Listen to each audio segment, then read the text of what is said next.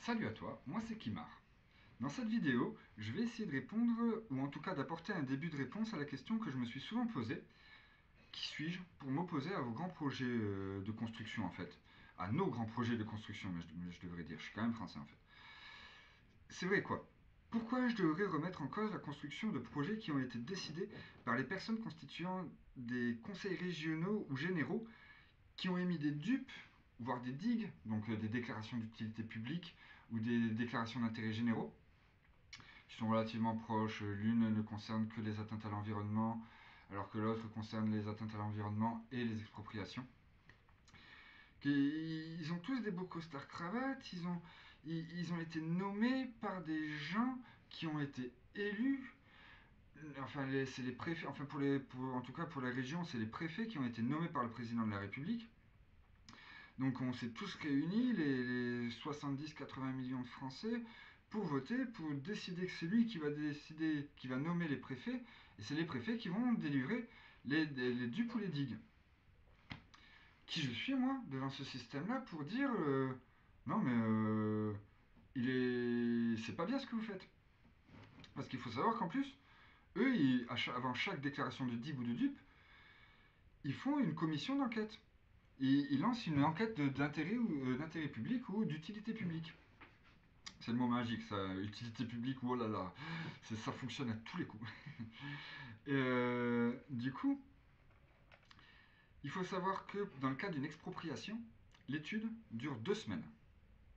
Donc, et c'est la durée pendant laquelle le propriétaire peut dire moi je ne veux pas me faire exproprier.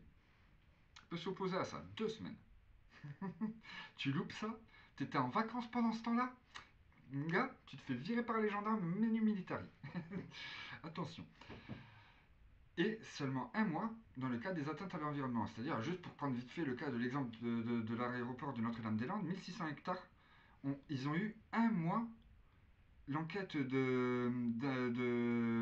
d'intérêt général a duré un mois pour déterminer l'impact environnemental qu'aurait la construction d'un aéroport de 1650 hectares entre 6 villages. Donc des zones de pâture, de forêt, la forêt de Roanne qui est très jolie, qui me rappelle souvent aussi Roanne, le roi dans Le Seigneur des Anneaux, ça s'écrit exactement pareil. Et enfin, c'est juste abominable de considérer qu'un mois c'est suffisant pour faire ça. C'est impossible en fait. C'est du bâclage. Ils rigolent avec qui là? Ils nous prennent vraiment pour des idiots. Mais enfin, bon. Enfin bon. Donc tout ça a été décidé par des gens élus qui ont décidé de nommer un préfet. Enfin voilà. Donc ça, je vais pas le mettre.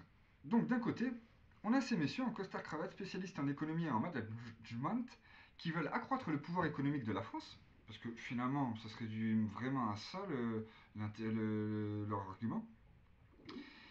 Ce qui est une vision à très court terme, encore une fois, de nos politiques. Car défoncer des forêts pour construire un golf, un aéroport ou une usine à vaches, pour moi, c'est pas du tout une vision à long terme. Moi, naïvement, plus jeune, je croyais que ces gens-là avaient des visions à long terme.